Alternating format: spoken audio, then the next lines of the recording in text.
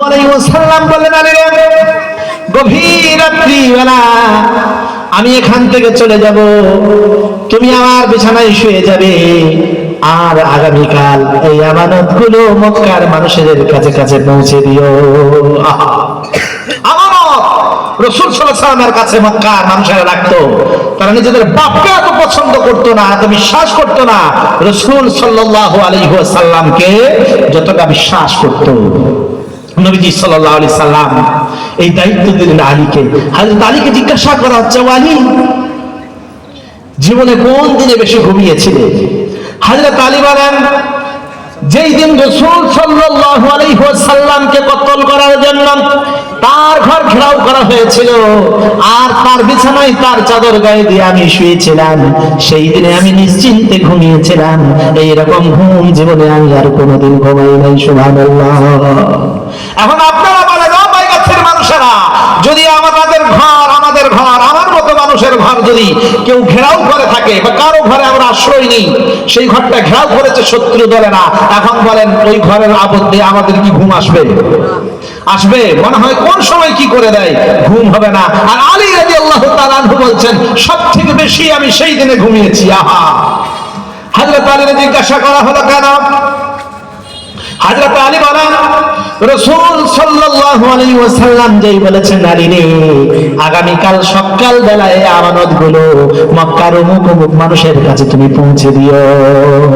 যেই আমার রাসূল আমার দায়িত্ব দিয়েছে, আমার দেওয়া বিশ্বাস হলো, যেহেতু আমার রাসূল বলেছে আগামী কাল তুমি এই আমানতগুলো মানুষের কাছে পৌঁছে দিও, সুতরাং আমি নিশ্চিত হয়ে গেলাম যে আগামী কাল পর্যন্ত আমার মৃত্যু হতে পারে না।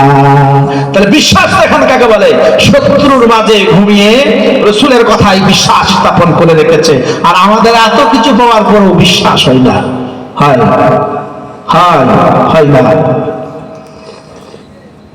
নবীজি সাল্লাল্লাহু আলাইহি ওয়াসাল্লামকে মক্কা থেকে তার বাসভূমি, তার জন্মভূমি, তার আত্মীয় স্বজন, ঘর বাড়ি, সম্পদ সব ছেড়ে দিয়ে মদিনায় চলে যেতে হলো। আর মক্কা থেকে মদিনা 470-এর ঊর্ধ্বে, 472 কি এরকম কিছু হবে, এত কিলোমিটার দূর, 475 কি 74 এরকম হবে, এত কিলোমিটার দূর মদিনা। এতটা পথ তিনি পাড়ি দিয়ে চলে গেলেন। এই ঘটনা আমি বলছি না, অনেক লম্বা ঘটনা আছে ভেতরে, ঘটনা বলতে আসি নাই, তো ঘটনা মাঝে মাঝে কিছু বলতেও হয় না, সব বুঝলে আপনারা জানবেন না। তো রাসূল সাল্লাল্লাহু আলাইহি ওয়াসাল্লাম এতটা পথ অতিক্রম করে গেলেন, কিসের জন্য গেলেন বলেন? নিজের প্রাণ তাদের কাছ থেকে বাঁচিয়ে নিয়ে গেলেন। আল্লাহর হুকুম হলো, আল্লাহ বলেন চলে যাও, তিনি চলে গেলেন। কাফেরেরা কতটা হিংসুক ছিল এরপরে লক্ষ্য করুন। 470 কিলোমিটার দূরে গিয়েও রাসূল সাল্লাল্লাহু আলাইহি ওয়াসাল্লামকে হত্যা করতে গিয়েছিল। আপনারা নীতি হয়তো অনেকেই জানে না, বলে কথায় কথায়, আরে মুহাম্মদ সাল্লাল্লাহু আলাইহি ওয়াসাল্লাম তিনি তো যুদ্ধ করেছেন, তিনি তো জিহাদ করেছেন। জিহাদের অর্থ জানেন কি? জিহাদের অর্থ কেউ জানেন কি?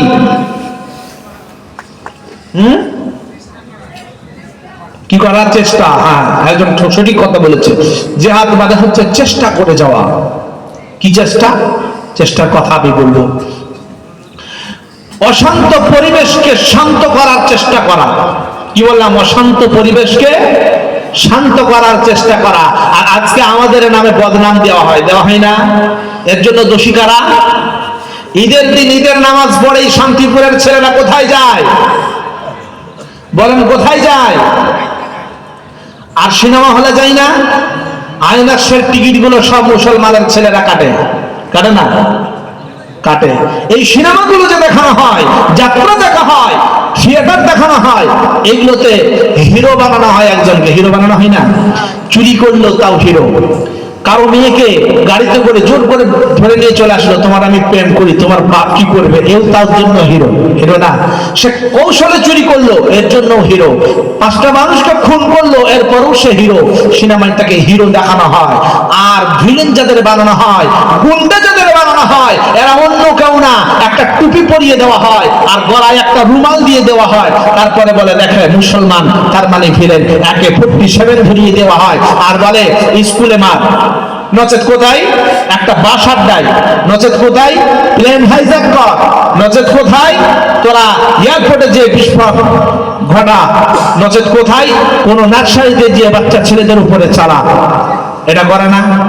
আর আমরা হা হা হা করে হাসি, যা করলো না আহা। এই সমাজের উন্নতি হবে কবে? সব থেকে বড় শত্রু আজকে আমাদের আর আমাদের অমুসলিম ভাইদের মাঝে কারা জানেন? জানেন কারা? এই সাংবাদিকগুলো। এই সাংবাদিকগুলো এদের মতো মিথ্যুক নাজায়েজ সন্তান আমার মনে হয় পৃথিবীতে আর কেউ নাই। এরা তিলকে তাল করে দেখায়, আর তালকে তিল করতে এদের কাছে বেশি সময় লাগে না। আমাদের ভারতবর্ষে না পশ্চিম বাংলার পরিবেশ, কলকাতায় একটু যেই গোলমাল হয়েছিল তখন তারা এমন স্ক্রিনে দেখাচ্ছিল ভোজপুরি সিনেমার একটা সিনকে নিয়ে, যে একটা গুন্ডা, একটা ভিলেন যাকে বলা হয়, সে একটা মেয়ে মহিলার শাড়ি ধরে টানছে, সেইটা দেখে বলছে পশ্চিম বাংলার মুসলমানরা অমুসলিমদের প্রতি কি অত্যাচার করছে দেখছেন। বলেন, এই যে হিংসা ছড়ানো, এই কাজটা করে কারা? সাংবাদিকরা করছে। গত কিছুদিন আগে বেলডাঙ্গার বুকে পুজোর একটা গেটে সেখানে লিখে দিল কি আল্লাহ তার মায়ের উমুক টুমুক, এটা ওটা লিখে দিয়েছে ইংলিশে, আমি তো ভাষা বলতে পারবো না।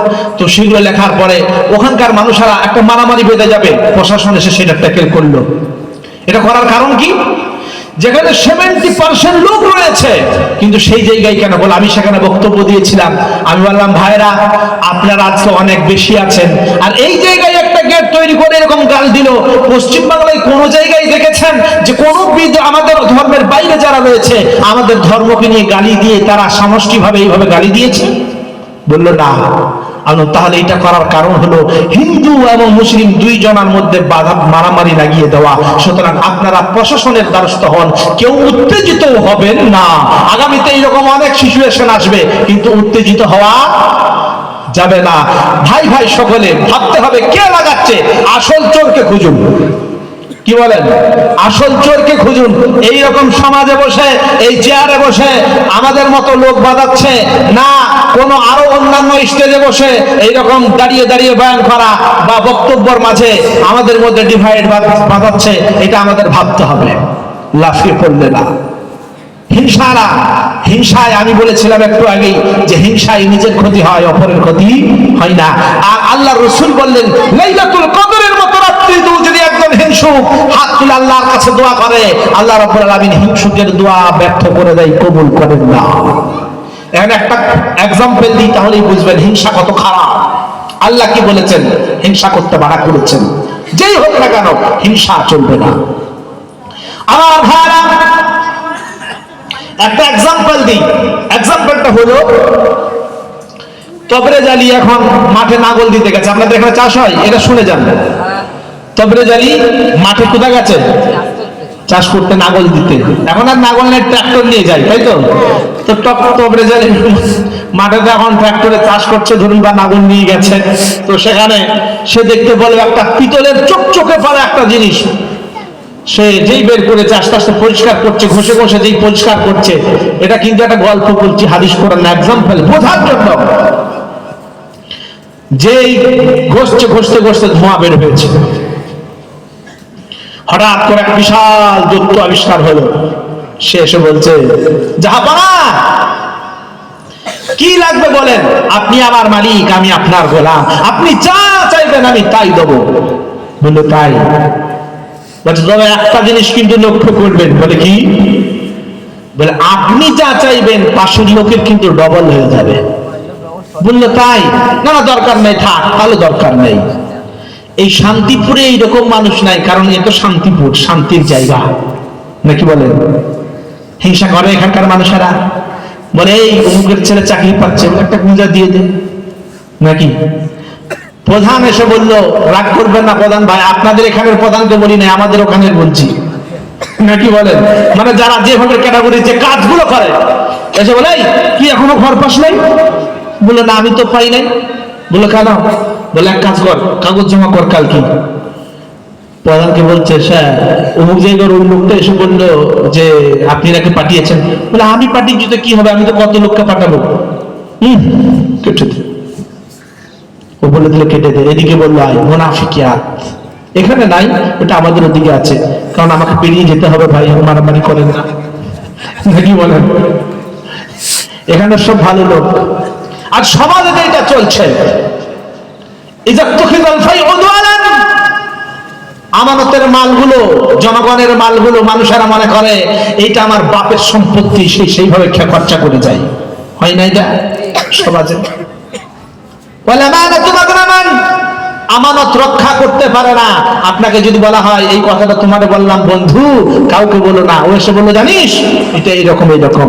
হঠাৎ করে ধরুন কথা একটা বললাম, এই ইমামুলকে বললাম, ইমামুল জানো ভাই, ইমাম সাহেব বলছে ইমামুলকে, আমার বেটা না রাগ করে পালিয়ে গেছে। ইমামুল একজনকে বললো, বন্ধু তোকে বলছি কাউকে বলবি না, ইমাম সাহেবের বেটার তো ইমাম সাহেবের সঙ্গে বিশাল ঝগড়া, কাল রাত্রিতে সে বাইরে পালিয়ে গেছে। ও এখন শুনে বলছে, এই শুনেছিস তোরা চায়ের দোকানে ইমাম সাহেবের বেটা কি হয়েছে, একটা মিলে পালিয়ে গেছে। হয় না এরকম? বাড়ি বাড়ি আর অপবাদ পর্যন্ত দিয়ে দেয়।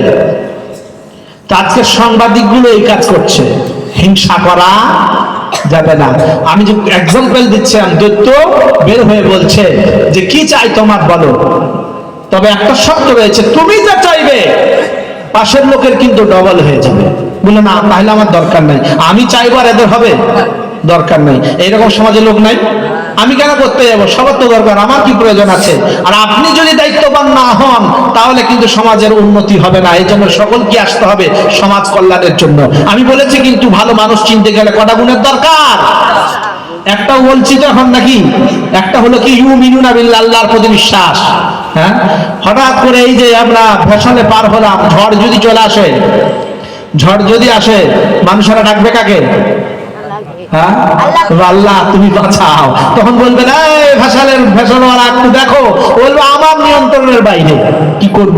এটা তো একটু ছোট, একটু বেশি গভীর জায়গা হয়ে গেলে বুঝতে পারবেন। এই তো কদিন আগে আপনার দীঘার ওখানে, দীঘা না আপনার হলদিয়ার ওখানে একজন অমুসলিম ভাই, সে মাছ ধরছিল, ধীবর কি নাম জানো তো, 5 দিন যাবত সে সাগরের মধ্যে ছিল। কদিন বললাম? 5 দিন। আল্লাহ যদি কারো বাঁচায় তো তারা কেউ মারতে পারে না। 5 দিন বেঁচে ছিল, 5টা দিন। দৌলতদিয়া, কুতুবদিয়া, এই কুতুবদিয়ার ওখানের বাংলাদেশিরা তারা তাকে তুলেছিল। আমরা ভিডিও ক্লিপ দেখেছি, দেখি নাই? ওরা কি দেখেছেন? দেখেছেন কেউ? তো সে নিজে বর্ণনা দিচ্ছে, আমি 5 দিন আগে, আজকে কত তারিখ না, তার হিসাব অনুযায়ী সে বললো যে 5 দিন আগে আমি মাছ ধরতে গিয়ে বিশাল ঝড়, আর এই ঝড়েতে আমি আমার তরি ডুবে যাই, আমাদের সাথী সঙ্গে এদিক সেদিক হয়ে যায়, আর আমি ভাসতে ভাসতে কিছু খুঁজে পাই না, কারণ সমুদ্র অন্ধকারটা কঠিন অন্ধকার, কোনো দিক খুঁজে পাওয়া যাবে না। জঙ্গলে, গভীর জঙ্গলে কোনোদিন গেছেন? খুঁজে পাবেন না কোন দিকটা উত্তর, কোন দিকটা পূর্ব, কোন দিকটা দক্ষিণ, কারণ সূর্যই দেখতে পাবেন না। তো সমুদ্রের অন্ধকারটা আরো কঠিন অন্ধকার, কোরআনেও এর কথা বলা হয়েছে। আমি সেদিকে যাচ্ছি না, যে কথা বলছিলাম, কি বলছিলাম জানো? দৈত্য বের হয়েছে। দৈত্য বের হওয়ার পরে কি বললো? তুমি যা চাইবে পাশের লোকের কিন্তু ডবল হয়ে যাবে। এ বললো না তাহলে আমি চাইবো না। আর আমাদের মধ্যে এরকম লোক যদি থাকে সমাজে, সমাজে কোনোদিন কল্যাণ হবে না। কাউকে তো আগিয়ে আসতে হবে কল্যাণের জন্য।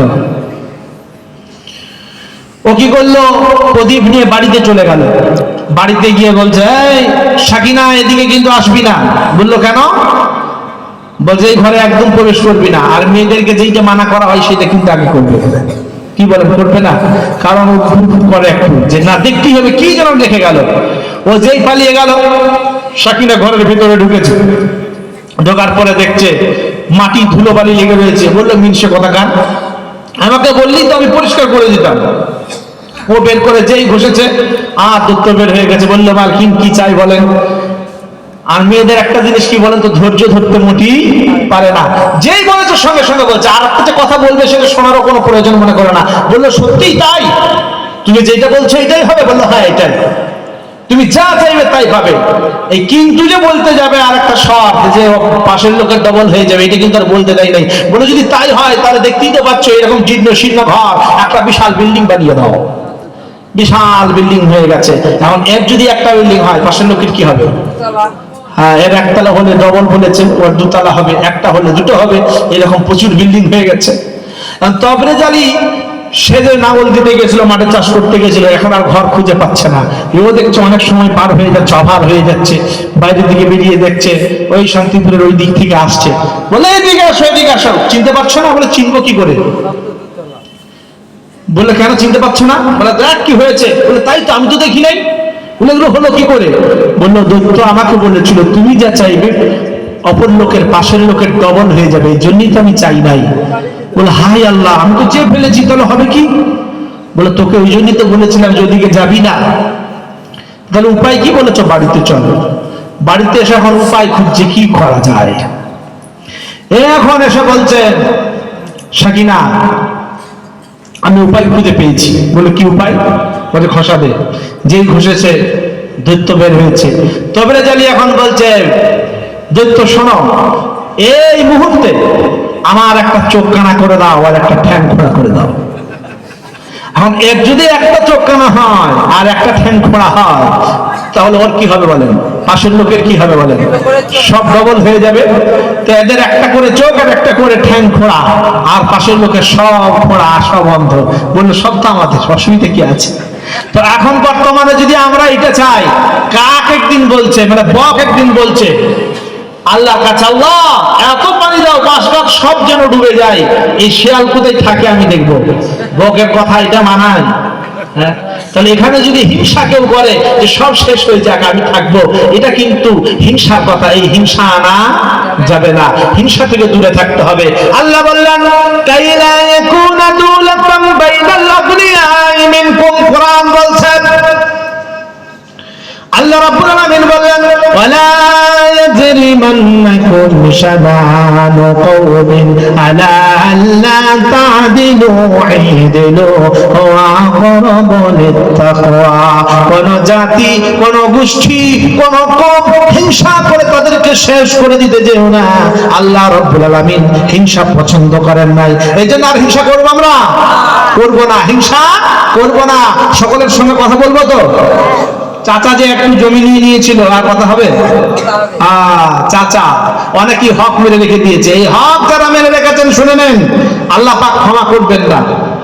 মরে যাবার পরে বলবে সকলেই ক্ষমা করে দাও, কিন্তু আপনি যে হক মেরে রেখেছেন আপনাকে সে যদি ক্ষমা না করে আল্লাহ ক্ষমা করবেন না।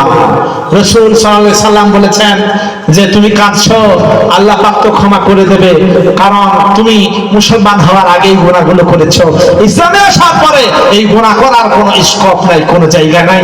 সুতরাং তুমি যাই করেছো আল্লাহ পাক ক্ষমা করে দেবেন। কারণ আজকে এই জায়গায় আমরা অনেকেই এসেছি, আল্লাহ রাব্বুল আলামিনের কাছে শয়তান চ্যালেঞ্জ করেছে। শয়তান বলেছে আল্লাহ তোমার বান্দাদের জন্য আমি তো সব সময় প্রস্তুত রয়েছি, তাদেরকে আমি কি করে জাহান্নামে নিয়ে যাই, আমি তো জাহান্নামে নিয়ে যাব, এই জন্য জাহান্নামকে একটু বাড়াও। আল্লাহ বললেন কিভাবে? শয়তান বলছে সুম্মা লাতিয়ান্নাহুম মিন বাইনি আইদিহিম ওয়া আন আইমানিহিম ওয়া আন শামাইলিহিম ওয়া লা তাজিদু আকতারহুম শাকিরিন। আল্লাহ রাব্বুল আলামিনকে বলেন আল্লাহ তোমার বান্দাদের অধিকাংশ দেখবে তারা নাশুকরি পাবে, আমি তাদেরকে ডান দিক থেকে বাম দিক থেকে পিছন থেকে সামনের থেকে আমি তাদেরকে মানে গ্রাস করে নেব, তাদেরকে আমি পাকড়াও করব, আমি পথভ্রষ্ট করব। আল্লাহ বললেন দেখ এই বাইগাছিয়ার মতো মাহফিলে বা কোন জায়গায় কোন আলেম আমাদের কাছে হোক, কোন মাহফিলে হোক, কোন মসজিদে হোক, বাড়িতে হোক, আমার বান্দা এসে যদি আমার কাছে ইস্তিগফার করে নাই, ইল্লা মান তাবা ওয়া আমানা ওয়া আমিলা আমালান সালিহান ফাউলাইকা ইউবাদদিলুল্লাহু সাইয়্যাতিহিম হাসানাত। যদি আমার বান্দা আমার কাছে ইস্তিগফার করে নেই, ঈমান আনার করে, আমলে সালেহ করে, ঈমান আনার পরে যদি আমলে সালেহ করে যায়, আমি আল্লাহ রাব্বুল আলামিন শুধু গুনাহ মাফ করে ক্ষান্ত হব না, গুনাহগুলো মাফ করে দিয়ে ওই খালি জায়গাটা নেকি দিয়ে পরিপূর্ণ করে দেব। সুবহানাল্লাহ। এই যে আমার হাতে আছে, কি এটা? এর মধ্যে চা আছে কিন্তু ঠান্ডা। এই চা যদি ফেলে দেওয়া হয় কিছু থাকবে এটাতে? খালি। এই যে গুনাহগুলো আছে, গুনাহ যখন শেষ হয়ে যাবে আল্লাহ বলল এই গুনাহটাকে শেষ করে দেওয়ার পরে আমি ওই খালি জায়গাটা নেকি দিয়ে পরিপূর্ণ করে দেবো। সুবহানাল্লাহ। তো আল্লাহ রাব্বুল আলামিন বলেন এই খালি জায়গাগুলো আমি কি দিয়ে পরিপূর্ণ করব? কথা বলেন। নেকি দিয়ে। তাহলে আল্লাহর কাছে আমরা ইস্তেগফার করব ইনশাআল্লাহ। চুরি করব না, ডাকাতি করব না, মারামারি করব না, হিংসা করব না, বিদ্বেষ রাখবো না, গোরামি করব না, কি বলেন? আল্লাহর বিধান আমরা মেনে চলবো ইনশাআল্লাহ। এখন দেখেন রাসূল সাল্লাল্লাহু আলাইহি ওয়াসাল্লামকে মক্কার কাফেররা অপমানিত করতে চেয়েছিল, তারা লাঞ্ছিত করতে চেয়েছিল, বঞ্চিত করতে চেয়েছিল, তারা চেয়েছিল তাকে শেষ করে দেব। 500 প্রায় 500 কিলোমিটার দূরে গিয়ে তারা রাসূল সাল্লাল্লাহু আলাইহি সাল্লামকে হত্যা করতে গিয়েছিল। এই যে জিহাদের যে অর্থ বলছিলাম, যে আজকে জিহাদ বলে আমাদেরকে উল্টো পাল্টা বোঝায় যে জিহাদ মানে মারামারি করা, জিহাদ মানে চেষ্টা করা। রাসূল সাল্লাল্লাহু আলাইহি সাল্লাম কাউকে একদিনের জন্য মারতে যান নাই। ইতিহাস খুলে দেখেন, আজ উল্টো পাল্টা করে বলে দেওয়া হয় যে আল্লাহ রাসূল সাল্লাল্লাহু আলাইহি সাল্লামের তরবারিতে নাকি রক্তের গন্ধ পাওয়া যায়, নাউজুবিল্লাহ। ইতিহাস খুলে দেখেন, পড়ুন, বুঝুন। এজন্য শিক্ষার দরকার। আমি আপনাদের কাছে একটা জিনিস অ্যানালাইসিস করতে চাই, আপনারা কিছু মনে করবেন না। আমার এই মহফিলে আজকে মাধ্যমিক পাস কতগুলো আছেন? এখানে তো অনেক মানুষ আছেন, শত শত মানুষ। বলেন মাধ্যমিক পাস কতজন আছে? হাত তুলেন তো, হাত তুলেন দেখি কতজনা দেখি। 1 2 3 4 5 6 7 8, মোটামুটি গোটা মহফিলে 20% হবে না, কি বলেন? 10%। তাহলে এইরকম যদি আমাদের অবস্থা হয়, এই অবস্থা যদি আমাদের হয়, বলেন আমাদের সমাজে উন্নতি হবে কি করে? আমাদের সমাজে কল্যাণ হবে কি করে? দিন শিক্ষা, তার সঙ্গে সঙ্গে বাংলা, ইংলিশ, অঙ্ক, সায়েন্টিস্ট, মাস্টার, ডাক্তার, উকিল, প্রফেসর সব করার এগুলো প্রয়োজন আছে। কিন্তু আমরা শুধু বলি চাকরিতে পাবো না, পড়ে কি লাভ? আমার সঙ্গে কতজনা দেখা করতে এসেছিল, আমি যখন বসেছি, আমার নাম কোথায় পড়ে? বললো কলেজে। আমাদের কলেজে পড়া বেকার, কিছু লাভ নাই। কারণ কলেজে তারা পড়ে যারা ফাঁকিবাজ, এখন ঠিক না? কলেজে তো পড়েই না, ওরা বলছে, নিজেই বলছে, হ্যাঁ হুজুর পড়াশোনা তো হয় না, একবার করে যাই হাজরি দিই, কারণ এই কোর্সের কোনো দাম নাই। আমি বললাম ইঞ্জিনিয়ার হও, মাস্টার হও, নিট দাও, পরীক্ষা দাও, নাই সমাজে। অথচ ইকরা বিসমি রাব্বিকাল্লাযী খালাক, কোরআন যেদিন অবতরণ হয় রাসূলকে বলেছিলেন পড়ো। वो जमाने में मुअज़्ज़ज़ थे मुसलमान होकर, और तुम खार बने हो तारिके कुरान होकर। আল্লামা ইকবাল বলেন, সেই জামানায় মানুষগুলো সম্মানিত ছিল কোরআনকে আঁকড়ে ধরে, আর আজকে তোমরা অসম্মানিত হচ্ছ কোরআন থেকে অনেক দূরে সরে গিয়ে। আমার ভাইয়েরা, স্পেনের মতো জায়গা অশান্তির দাবালে নিদগ্ধ ছিল, তারিক বিন জিয়াদ এসে সেই জায়গায় রাজত্ব চালিয়ে শান্তি পরিবেশ করেছিল। আর সেই জায়গায় মুসলমানদের রিসার্চাগার ছিল, পৃথিবীর সর্বপ্রথম রিসার্চাগার। এই যে আপনার দূরবীন বানালো কারা? মুসলমানেরা। আপনার বন্দুক বানালো কারা? মুসলমানেরা। আপনার ঘড়ি বানালো কারা? মুসলমানেরা। চিকিৎসার জগতে দেখেন ইবনে সিনার বই আজ পর্যন্ত ইংল্যান্ডিয়ানরা এবং ইংল্যান্ডের যে আপনার এই মিউজিয়াম, সেই মিউজিয়ামের মধ্যে রাখা রয়েছে, এবং সায়েন্টিস্টরা তার বই থেকে আজ পর্যন্ত রিসার্চ করছে। আমার ভাইরা, কামান বানালো কারা? মুসলমানেরা। টিপু সুলতান মিসাইল বানিয়েছিল ভারতবর্ষের সর্বপ্রথম, কিন্তু আজকে টিপু সুলতানকে অসম্মানিত করা হয় না? এই টিপু সুলতানের মিসাইলটা নিয়ে গিয়ে ডিজাইন করে তারা যখন আবার ইংরেজরা দেখালো, ওরা তখন ইংরেজরা চোরের বাচ্চা চোর, এরা নিজেদের নাম নিয়ে নিল। আমার ভাইয়েরা, তো শান্তি আমাদের দরকার, অশান্তির দাবানলে দগ্ধ হওয়া যাবে না। আর আজকের জলসাটাও হচ্ছে শান্তিপুরে। শান্তিপুরের মানুষেরা এমনিতেই শান্ত, আরো শান্ত হওয়া দরকার, কি বলেন? আর গোটা পৃথিবীর মানুষদের শান্তির বার্তা দেওয়া প্রয়োজন রয়েছে। টুপি দাঁড়িয়ে থাকলে এরা মনে করে যে টুপি দাঁড়িয়ে আছে তার মানে কি হলো? আতঙ্কবাদ। যাদের যেটা ড্রেস তারা সেই রকম হবে। এই আফগানিস্তানের মানুষেরা যারা পুলিশ ফোর্স, তারাও টুপি দাঁড়িয়ে রয়েছে, তাদের হাতে বন্দুক থাকে, তা বলে কি তারা আতঙ্কবাদী? যদি আতঙ্কবাদী হতো তাহলে কি হতো? যেই দিন তারা আফগানিস্তান দখল করলো, তারা বলতো এক সবাইকে হত্যা করে দে। তারা কাউকে হত্যা করেছিল? কি বলেছিল? সবাইকে নিরাপত্তা দেওয়া হবে, কার প্রতি সামান্য অত্যাচার করা হবে না। একটা ভারতবর্ষের, আমাদের পশ্চিমবাংলার না অন্য কোন রাজ্যের, সে এসে যখন সাংবাদিকদের কাছে বিবৃতি দিচ্ছিল যে সেখানের মানুষরা খুব ভালো, তখন এইখানের সাংবাদিকরা তার পিছনে তার বদনাম করার জন্য লেগে গেল। করে নাই? এই জন্যই বলেছি, উত্তর থেকে অধম। আমাদের কিছু সাংবাদিক আছে, তারা আমার নামে কেস করতে পারে, এই সাংবাদিকগুলো, অসুবিধা নাই, কিন্তু কুত্তার থেকে অধম আমার প্রমাণ রয়েছে। তাল বানায়, মানুষের মধ্যে বিভেদ বানায়, মানুষের মধ্যে ডিভাইডেড করে, মানুষের মধ্যে মারামারি লাগায়। কিন্তু আমরা অত বোকা না। মানুষ আজকে সচেতন হতে শিখেছে, মানুষ আজকে বুঝতে শিখেছে যে কোত্থেকে কি হচ্ছে, কি বলে। সুতরাং দেখেন, ভালোবাসার আর এক নাম, যেমন রাসূল সাল্লাল্লাহু আলাইহি ওয়াসাল্লামকে মক্কার কাফেরেরা তারা অপমানিত করতে চেয়েছিল, তারা হত্যা করতে চেয়েছিল, কিন্তু মদিনায় চলে গেলেন। আর একটা দিন আসলো, যেই দিন রাসূল সাল্লাল্লাহু আলাইহি ওয়াসাল্লাম মক্কা পর্যন্ত বিজয়ী লাভ করলেন। ওই মক্কা যেদিন বিজয়ী লাভ করেছেন, এক বিন্দু রক্তপাত হয় নাই। কারণ রাসূল বলেছেন, যে কেউ নিজের ঘরে থাকবে তাকে হত্যা করা হবে না, যে কেউ মসজিদে নববীতে মসজিদুল হারামে থাকবে তাকে হত্যা করা হবে না, যে কেউ আবু সুফিয়ানের ঘরে থাকবে তাকে হত্যা করা হবে না, যারা মারামারি করতে আসবে তাদের সঙ্গেই মারামারি হবে, বাকি কাউকে কারো প্রতি কোনো অত্যাচার করা হবে না। এত সুন্দর আদর্শের চরিত্রের মানুষ পৃথিবীতে আর একটাও কেউ খুঁজে পাই নাই, কিয়ামত পর্যন্ত পাবেও না। আর তিনি হলেন শেষ নবী, তারপরে আর কোন নবী আসবে না। আমার ভাইরা, তাকে চেয়েছিল যে আমরা হত্যা করে দেব, কিন্তু আল্লাহ রাব্বুল আলামিন সম্মানিত করলেন। ওয়া তুইজ্জু মান তাশা ওয়া তুজিল্লু মান তাশা। ইজ্জত ও সম্মানের মালিক কে? আল্লাহ রাব্বুল আলামিন। এই যে দেখেন বাংলাদেশের আপনার কি নাম, মানে আপনার ভালোবাসার একটা নাম মিজানুর রহমান আজহারি, তার বক্তব্য তো শুনেছেন অনেকেই। কোনোদিন কোনো মারামারি ঝগড়ার কথা সে কোনোদিনও বলেছে? কোন আলেম ওলামা কোনোদিন বলেছে যে তোমরা মারামারি করো? কোন আলেম ওলামা বলে?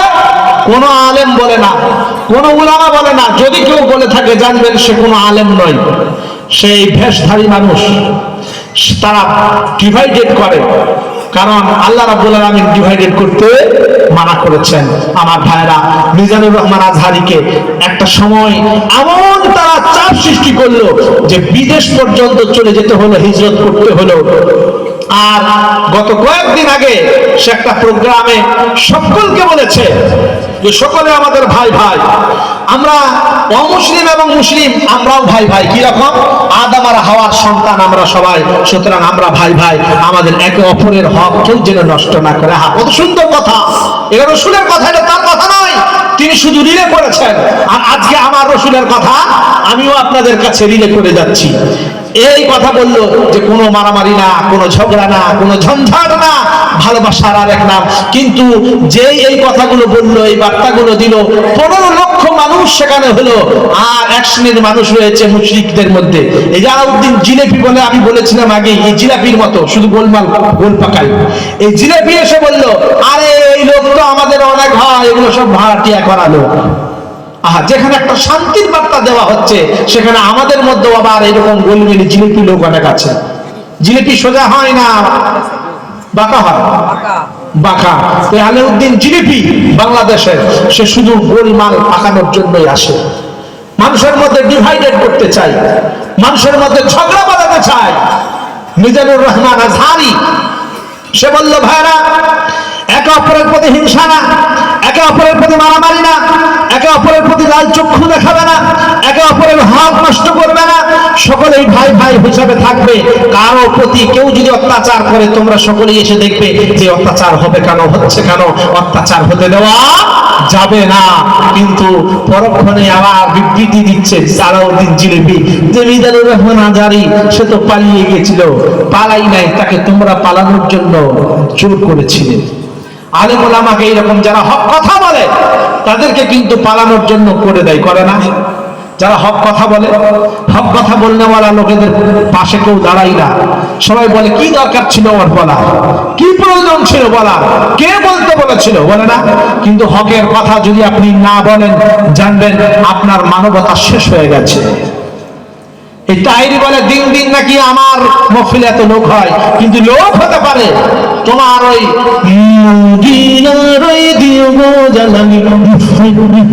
এই জিকির। এগুলো কি ইসলাম? আহা, এগুলো কি ইসলাম? লাগলো। তারপরে আপনার আল্লাহকে বাদ দিয়ে তুমি তোমার বাবারে ডাকো, বলে বাবা আমার সব ঠিক করবে। হ্যাঁ, নাউজুবিল্লাহ। রাসূল সাল্লাল্লাহু আলাইহি ওয়াসাল্লামের ঘরে রাসূল সাল্লাল্লাহু আলাইহি সাল্লাম মদিনায় শুয়ে রয়েছেন। ওই যে কবরটা বাঁধানো রয়েছে, এই কবরটা বাঁধানোর কারণ কি জানেন? জানা আছে কারো? ইহুদিরা রাসূল সাল্লাল্লাহু আলাইহি সাল্লামের লাশ চুরি করতে গেছিল। নুরউদ্দিন জঙ্গি রহমাতুল্লাহ আলাইহি স্বপ্নে দেখেন চোরেদের প্রতিচ্ছবিগুলো। তিনি মদিনায় গিয়ে ফোর্স দিয়ে সব প্রতিবন্ধকতা লাগিয়ে দিয়ে কেউ যেন না বেরোতে পারে। তারপরে ওই লাশ যারা চুরি করতে এসেছিল তাদেরকে ধরে হত্যা করা হয়েছিল এবং রাসূল সাল্লাল্লাহু আলাইহি সাল্লামের কবরটা সীসা গালা দিয়ে নিচ থেকে মাটিটা বাঁধিয়ে দেওয়া হয়েছিল। কেন? যাতে করে আগামীতে এই দুঃসাহস কেউ করতে না পারে। সেই জন্য এখন তো সেন্সারের যুগ, সেন্সার লাগিয়ে দেওয়া হয়েছে। আর আমরা শুধু করি ওইটা তাহলে কেন আছে আমরা বাঁধাবো, এই জন্য কবর বাঁধানো চলবে না। কবর বেশি উঁচু করাও যাবে না। আমাদের অনেকেই বলে কবর তো উঁচু করে রাখতে হবে, না উঁচু করলে বোঝা যায় নাকি না কবর উঁচু না, কবর নিচু থাকবে। এই যে সম্মানের একটা জিনিস, এর জন্য আল্লাহর কাছে দোয়া করতে হয়, আল্লাহ মৃত্যু যেন আমার সুন্দরভাবে হয়, নচেত কোন জায়গায় কিভাবে পড়ে থাকবেন আপনার জানাজাও হবে না। কি বলেন? সেজন্য আল্লাহর কাছে দোয়া চাইব, আল্লাহ মৃত্যুটাও যেন আমাদের ভালো হয়। তো বিশ্বাস করতে হবে কার প্রতি? আল্লাহর প্রতি। আল্লাহর প্রতি যদি বিশ্বাস করে থাকেন, আমি একটা এক্সাম্পল দিলাম যে দেখেন যে লোকটাকে তারা তাড়িয়ে দিয়েছিল সে এসে 15 লক্ষ লোক একটা মাহফিলে পেল। কি বলেন? কত লোক পেল? 15 লক্ষ। বেশি রাত হয়ে যাচ্ছে না, শেষ করে দিই নাকি বলেন? দাঁড়ান, আমি সব কথা বলবো, জানি সব হবে, জানান। বেশি রাত হয়ে যাচ্ছে, শেষ করে দিই নাকি? তা বললে তো হবে না। শোনেন, শেষ করে দিই, একটা পয়েন্ট আসি, শেষ করে দিই। আমি আজকে আপনাদেরকে 14টা পয়েন্ট এমন শোনাতাম যেগুলো রাসূল সাল্লাল্লাহু আলাইহি ওয়াসাল্লাম অশান্ত পরিবেশটাকে শান্ত করেছিলেন। আমার বক্তব্যে আপনারা কি রাগ করছেন? আমি কি কোনো অন্যায় কথা বলেছি? হ্যাঁ, এই এত জোরে চিল্লাবেন না, কানে লাগে। আসতে বলেন ভাই, আস্তে আস্তে বলেন। আমি কি অন্যায় কথা বলেছি? আমি যতগুলো কথা বলেছি কোরআন হাদিসে, এবং আমার কাছ থেকে আমার এই ছোট্ট ক্ষুদ্র গানে যে কথাটা বলেছি, আমি মিল মোহাব্বত ভালোবাসার আহ্বান দিয়েছি, আমি ডাক দিয়েছি একটা ঐক্যে, আমি ডাক দিয়েছি একটা ভালোবাসার। আমরা কি চাই না ভালোবাসা? আমরা কি চাই না ঐক্য হয়ে থাকতে? আল্লাহ পাক আমাদের কবুল করুন, বলুন আমিন। তো প্রথম গুণ ভালো মানুষের কি হবে? আল্লাহর প্রতি বিশ্বাস। প্রথম গুণ কি? 2 নম্বর হলো ওয়াল ইয়াউমিল আখির, আখিরাতের প্রতি বিশ্বাস। যখনই আপনার এই বিশ্বাসটা থাকবে যে আমি পৃথিবীর জমিনে যাই করি না কেন, লা ইউগাদিরু সাগীরাতান ওয়ালা কাবীরাতান ইল্লা আহসাহা, ছোট্ট থেকে ছোট্ট, ক্ষুদ্র থেকে ক্ষুদ্র যাই কিছু করো না কেন, কালকে রেজিস্টার আপনার সম্মুখে তুলে ধরা হবে, আপনি তখন অস্বীকার করতে পারবেন না।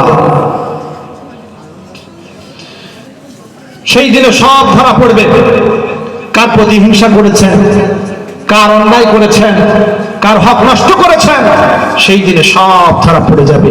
তাহলে আখিরাতের প্রতি বিশ্বাস থাকলে আপনি অন্যায় কাজ করবেন না। 2 নম্বর গুণ হলো কি? আখিরাতের প্রতি বিশ্বাস। ওয়ায়ামুরুনা বিল মা'রুফি ওয়া ইয়ানহাউনা আনিল মুনকার, সৎ কাজে, ভালো কাজে মানুষদের ডাকা, সৎ পথে মানুষদের ডাকা এবং অন্যায় পথে মানুষদের বাধা দেওয়া, এই 2টো গুণ। তাহলে কটা গুণ হলো? কটা গুণ হলো? 4টা। করবো তো এগুলো একটা একটা বিশ্লেষণ করলে অনেক সময় নেবে, অনেক রাত হয়ে গেছে, আমারও অনেক দূর যেতে হবে, আপনাদের কাছে বেশি সময় নেব না। 4টা। 5 নম্বর গুণ যেটা, এটা আমরা করবো। আল্লাহ বলেন ওয়াইসারিউনা ফিল খায়রাত, 5 নম্বর গুণ হলো বিপদে যদি কেউ পড়ে গেছে, দেখলো অমুক পাড়ায় একজন গরিব দুস্থ মানুষ, কোন ধর্মের দেখা যাবে না, খ্রিস্টান হোক, জৈন হোক, ইহুদি হোক, যেই হোক না কেন, যদি মানুষ মানুষের পাশে না দাঁড়ায় সে মানুষই না। আল্লাহ রাব্বুল আলামিন বললেন, কোন মানুষ যদি অসুবিধার মধ্যে থাকে, দুষ্টতার মধ্যে থাকে, সমস্যার মধ্যে পড়ে যায়, তোমরা সেখানে যাও ছুটে। এই বাইগাছি পাড়ার ভাইরা তোমরা আসো, আসার পরে দেখি অমুক জায়গায় একজন বুড়িমা আছে, অমুক জায়গায় একজন চাচি রয়েছে, বর্ষা হচ্ছে, বৃষ্টি পড়ছে, তার চারা দিয়ে পানি পড়ছে, একটা তিরপলের ব্যবস্থা করে দেয়। অমুক মানুষ শরীর অসুস্থ হয়ে পড়ে রয়েছে, তার বেটা থাকে বাইরে, তার বেটা নাই বা ছেলে পুড়ে নাই, নিঃসন্তান বুড়ো আর বুড়ি রয়েছে, চল এদেরকে নিয়ে ডাক্তারখানা দেখাই, ডাক্তারখানা যাই, চল এদেরকে ডাক্তার দেখাই, চল এদেরকে যে চিকিৎসার একটু ব্যবস্থা করে দিই, টাকা পয়সা তোমরা দাও।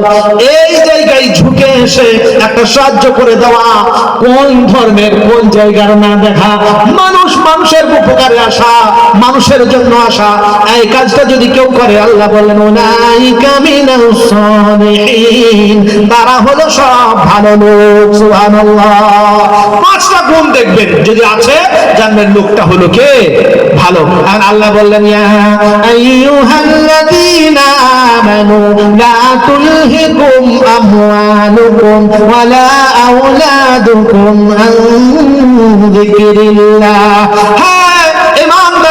তোমরা যারা মুমিনের দাবি করো, ইমানের দাবি করো, শুনে নাও, তোমাদের যেন সন্তান সন্ততি আর অর্থ সম্পদ আমার রাস্তা থেকে তোমাদের দূরে না সরিয়ে দেয়, কারণ আমি আল্লাহ রাব্বুল আলামিন বলছি, যারা আমার পথ থেকে দূরে সরে যায় তারা সব ক্ষতিগ্রস্তের মধ্যে রয়েছে।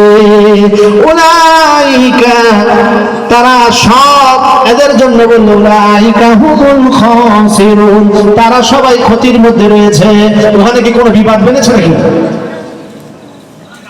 যারা দাঁড়িয়ে আছে বসতে পায় না, আপনারা সামনে থেকে চলে আসেন, খালি জায়গাগুলো পূরণ করেন, চলে আসেন, চলে আসেন, ওদেরকে বসতে সুযোগ করে দিন। আল্লাহ পাক জান্নাতে আপনার জন্য সুযোগ করে দেবেন, উঠে কেউ যাবেন না। দেখেন একটা কথা বলছে, আল্লাহ বলেছেন মাইয়াশফা শাফাআতান হাসানাতান ইয়াকুল্লাহু নাসিবুম মিনহা ওয়া মাইয়াশফা শাফাআতান সাইয়্যাতান ইয়াকুল্লাহু কিফলুম মিনহা। যদি আপনি ভালো কাজে সাপোর্ট করেন, অন্তত সাপোর্ট করতে পারেন নাই, কিন্তু মন থেকে সাপোর্ট করছেন না একটা ভালো কাজ হোক, তো আল্লাহ পাক আপনার আমলনামায় ওই ভালো কাজটা হওয়ার সওয়াব দিয়ে দেন। সুবহানাল্লাহ। আর আপনি যদি অন্যায় কাজ করছেন না কিন্তু সাপোর্ট করছেন, আল্লাহ বলছেন তোমার আমলনামায় ওই অন্যায় কাজের গুনাহ লিখে দেওয়া হবে। বলেন কেউ চান? সুতরাং অন্যায় কেউ করেন না, সামনে আসেন, সামনে আসেন, বসতে দেন, সকলকে বসতে দেন, সুযোগ করে দিন। আল্লাহ আপনার জন্য উচ্চ মাকাম দান করবেন জান্নাতে। এদিকে আসলে খালি জায়গাগুলো, ভাই ভাই সামনের দিকে তাকান, সামনে আসেন, খালি জায়গা পূরণ করে দিন, ওরা বসুক, আপনারা সুযোগ করে দেন, আল্লাহ আপনাদের সুযোগ করে দেবেন। আপনারা কাউকে সম্মান দেবেন, আল্লাহ আপনাকে সম্মান দেবেন। সামনে আসেন আমার ভাইরা। আল্লাহ বললেন এরপরে লক্ষ্য করুন, ওয়ানফিকু মিম্মা রাযাকনাকুম মিন ক্বাবলি আন ইয়াতিয়া আহাদাকুমুল মাউত ফায়াকুল রাব্বি লাউলা আখখারতানি ইলা আজালিন করিব ফাসাদ্দাকা ওয়া আকুম মিনাস সালিহিন। মহান রব্বুল আলামিন বললেন তোমাদেরকে যে অর্থ সম্পদ গুলো দিয়েছি, জান দিয়েছি, মাল দিয়েছি, অর্থ সম্পদ দিয়েছি, এই অর্থ সম্পদ গুলো তোমরা তোমাদের মৃত্যু আসার আগে আগে খরচা করো। এখন বলেন অর্থ সম্পদ, এই যে আমাদের শরীর দিয়েছে, ক্ষমতা দিয়েছে, আল্লাহর রাস্তায় যদি খরচা না করি, মানে আল্লাহর ইবাদত বন্দেগী করো, আল্লাহ বলেছে দৈনন্দিন নামাজ পড়তে হবে, আল্লাহ রাব্বুল আলামিন বলেন তোমাকে যাকাত দিতে হবে, আল্লাহ রাব্বুল আলামিন বলেন তোমাকে রোজা রাখতে হবে, আল্লাহ রাব্বুল আলামিন বলেন তোমাকে হজ করতে হবে। আল্লাহ পাক যে হুকুম আহকাম গুলো দিয়েছে এইগুলো পরিপূর্ণ আদায় করতে হবে। আমার ভাইরা, আল্লাহ রাব্বুল আলামিন আমাদের দৈনন্দিনের যে লিস্ট তৈরি করে দিয়েছে, এইগুলো যদি আমরা মেনে না চলি আল্লাহ পাকের, তাহলে তার রাস্তায় আমাদের জীবন যৌবন খরচা হওয়া কি করে হলো? আল্লাহ রাব্বুল আলামিন বললেন নজর সেই দিন তোমরা বলবে আল্লাহ আমাদেরকে দুনিয়ার জমিনে আরেকবার পাঠানো হোক, কিন্তু আল্লাহ রাব্বুল আলামিন দুনিয়ার জমিনে আর কাউকে পাঠাবে নাকি? তিনি বললেন না, আর পাঠানো হবে না। আমরা বলবো সৎ কর্মশীলদের অন্তর্ভুক্ত হয়ে যাব এবং সৎ কাজ করব, কিন্তু আল্লাহ পাক আর দ্বিতীয়বার আমাদের পৃথিবীর জমিনে আসার সুযোগ দেবে না। সুতরাং এই মুহূর্তে আমাদের করতে হবে কেমন করে? আল্লাহ বলেন ওয়ানিবু ইলা রাব্বিকুম ওয়াসলিমু লাহু মিন ক্বাবলি আইয়াতিয়াকুমুল আযাব সুম্মা লা তুনসারুন। যেই প্রচলিত শরীয়ত সঙ্গে সঙ্গে সঙ্গে তুমি হুকুম মেনে নাও, কারণ আযাব যদি আল্লাহর চলে আসে তখন আল্লাহর কাছে দোয়া করবে। আল্লাহ রাব্বুল আলামিন বললেন না আর আমি আর সাহায্য করব না আযাব চলে আসার পর।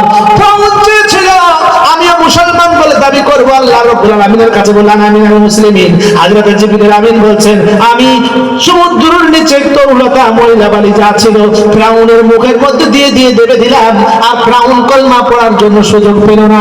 আমার ভাইয়েরা, দুনিয়ায় এমন কিছু করে যাব না যে মরার পরেও আমাদের পস্তাতে হবে, মরার সময় পস্তাতে হবে। এই জন্য আমাদের যে নিয়ামতগুলো আল্লাহ পাক দিয়েছেন, আল্লাহ বলেন কাইলা ইয়াকুনা দুলাতাম বাইনাল আগনিয়াই মিনকুম, মান সম্মান ইজ্জত অর্থ সম্পদ এক জায়গায় থাকে না, আজকে তোমার আছে কালকে নাও থাকতে পারে। এই জন্য এগুলো সব সৎ ব্যবহার করো, করবো ইনশাআল্লাহ, সৎ লোক হবো ইনশাআল্লাহ, ভালো হবো ইনশাআল্লাহ, জান্নাতে যাওয়ার চেষ্টা করবো ইনশাআল্লাহ।